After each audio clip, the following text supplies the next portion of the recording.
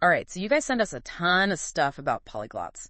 Articles and YouTube transcripts, even some educational materials that mention the TOEI test. And you want to know how they do it right? Separate the myths from reality. Well, get ready, because we are diving deep into the world of these multi-language masters. Yeah, you know what's really fascinating about this whole topic is that there's this real hunger to understand polyglots. People see them effortlessly switching between all these different languages and just assume it's some rare talent. But our deep dive here is revealing something kind of different. Okay, so you're telling me it's not about being born a language whiz? Because I gotta admit, when I saw that video of Lydia Machova, she's a Slovakian polyglot who speaks 7 languages already, and she wants to learn a new one every 2 years. I was pretty convinced it was magic. Lydia's story is a great example, but not for the reason you might think. It's not just that she's learning languages quickly, it's the HOW that our sources highlight. She uses a very specific strategy called time boxing. She dedicates focused blocks of time each day to a particular language. Time boxing. I've heard of that for productivity, but for languages. Tell me more. Okay, so imagine this. Instead of vaguely saying, I'll study Spanish sometime today, Lydia carves out, say, an hour from 10 to 11 a.m., and during that hour, it's all Spanish, no distractions. And the sources suggest that this dedicated focus is something you see among a lot of successful polyglots. So it's not just about passion, it's about turning that passion into a structured routine. That makes sense. But what about those language exchange apps everyone's talking about? Do polyglots actually use those? Oh, they absolutely do. Our sources indicate that polyglots use these apps not just for conversational practice, but also for something called comprehensible input. Remember those educational materials you sent over? Right. Those mentioned the TOEIC test too. I skimmed them, but honestly they got a bit dense. What's this comprehensible input all about? Okay, so it's the idea that to learn a language effectively, you need to be exposed to content that you can mostly understand, even if it's not perfect. Think watching a show with subtitles, listening to a podcast at your level. Language exchange apps provide a space for that, chatting with native speakers who can kind of adjust their language to your needs. That's actually pretty cool. It's like having a personalized tutor in your pocket. Speaking of tutors, though, our sources also mentioned this guy, Kay Long, a Hungarian polyglot who learned 16 languages, mostly through self-study. How does that fit in with this whole comprehensible input thing? Well, that's where it gets even more interesting. Kay Long's story is all about hacking comprehensible input. Instead of relying on conversations, he used a technique called input flood with extensive reading. Input flood? That sounds intense. It is. It involves immersing yourself in massive amounts of text in your target language. Kay Long would devour books, even if he didn't understand every word at first. The idea is that by consistently exposing yourself to the language, your brain starts to pick up patterns and make connections naturally. So it's like learning to swim by jumping into the deep end. A little scary, but potentially effective. But what about things like shadowing and mimicking pronunciation? Do polyglots do that too? Yeah, those techniques definitely have their place.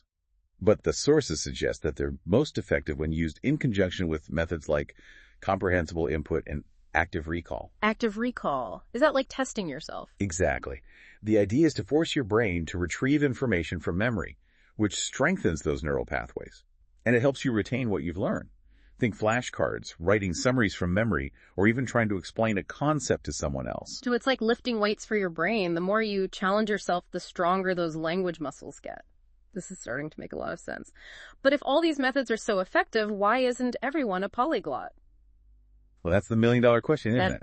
And it brings us to one of the most crucial points our sources highlight: motivation. You see, all the methods in the world won't get you far if you don't have that burning desire to learn. It's the fuel that keeps you going when things get tough. That makes me think of those viral videos of polyglots effortlessly switching between languages. They make it look so easy, but our sources also point out some skepticism around those videos, right? Yes. Some linguists argue that those videos often showcase memorized phrases rather than genuine conversational fluency. It's important to remember that fluency is a spectrum, and it's okay to be at different levels in different languages. That's a good reminder for anyone feeling intimidated by those polyglot superstars. So what does this all mean for someone who's just starting out on their language learning journey? Well, the key takeaway here is that becoming a polyglot isn't about some magical talent or secret method. It's about finding the right combination of strategies that work for you, having the motivation to stick with it, and embracing the journey. So it's not about finding a shortcut, it's about finding your own path. I like that. And maybe busting a few myths along the way. So we've busted some myths, explored methods like time boxing and input flood, and even touched on the importance of motivation and comprehensible input.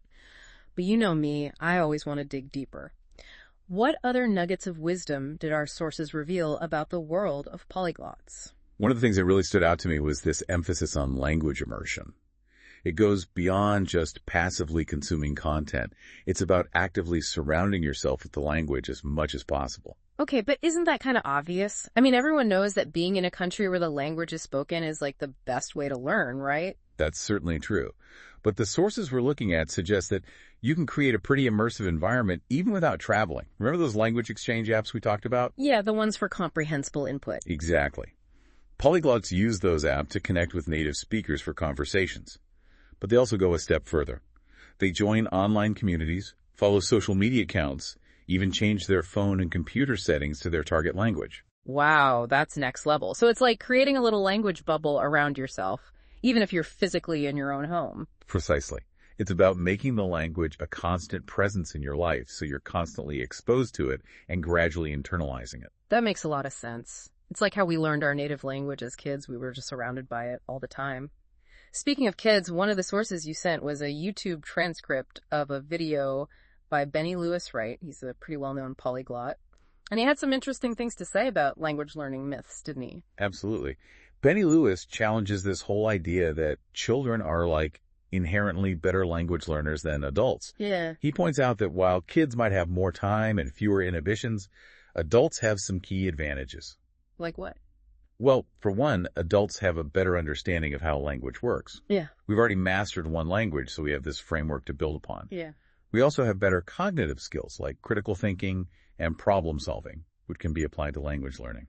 So you're saying that being an adult isn't a disadvantage, it's actually an asset. Exactly. The key is to leverage those adult advantages and adopt the right mindset.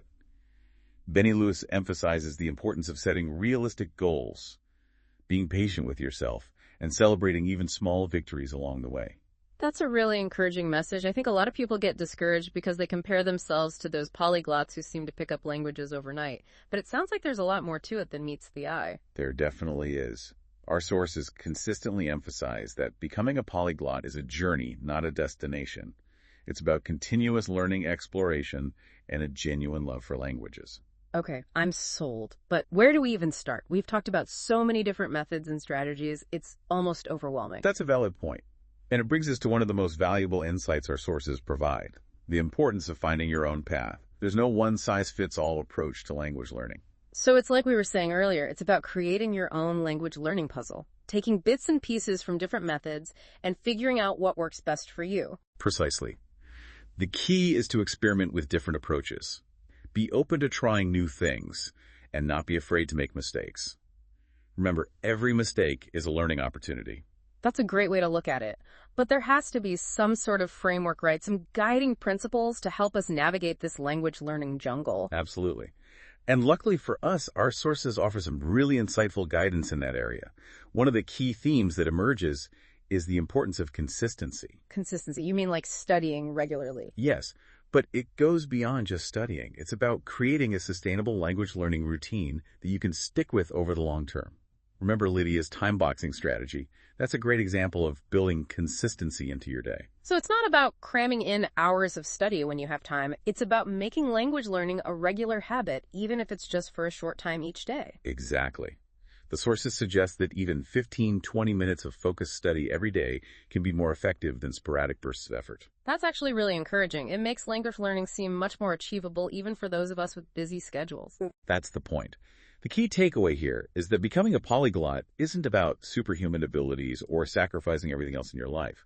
It's about finding a balance, being consistent, and enjoying the process. So what you're saying is that anyone can become a polyglot if they have the right mindset, the right strategies, and the willingness to put in the work. I wholeheartedly believe that. And you know what? Our sources seem to agree.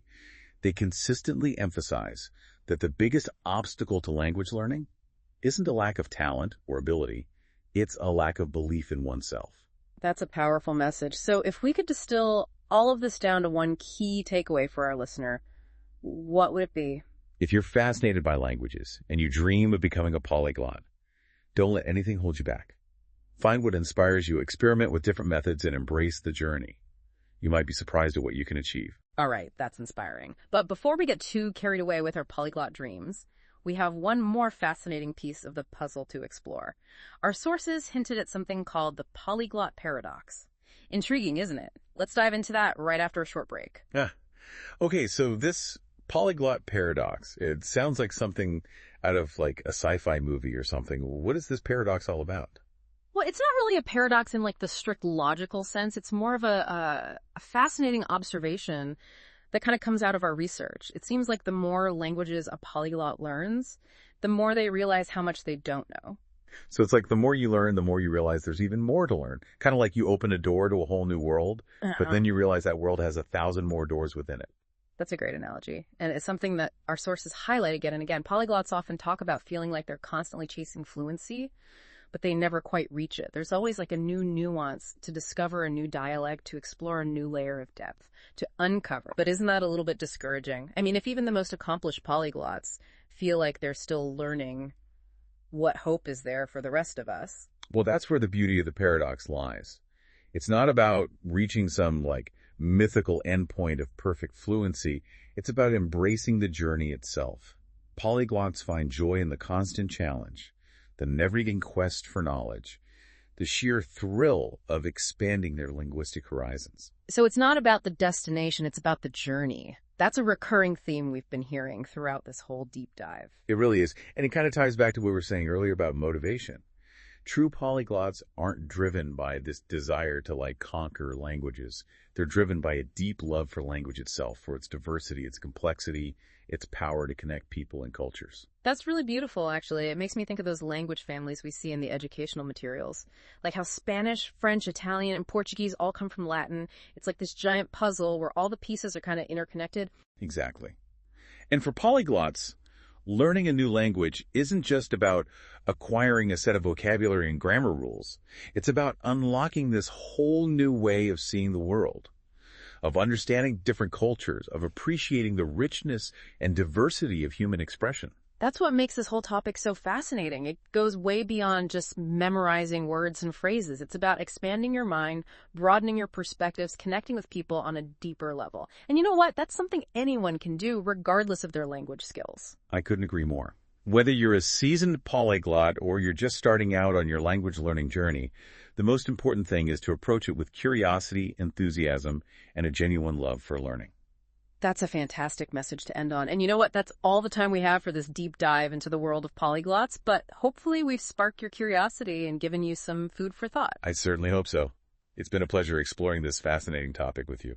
And before we sign off, I want to leave you with one final question to kind of ponder. What language has always intrigued you? What culture have you always been curious to explore? Maybe it's time to dust off that old textbook, download a language learning app, or even just start listening to some music in a new language. The world is full of linguistic treasures just waiting to be discovered. So go out there, explore, and embrace the joy of language learning. Until next time, happy learning.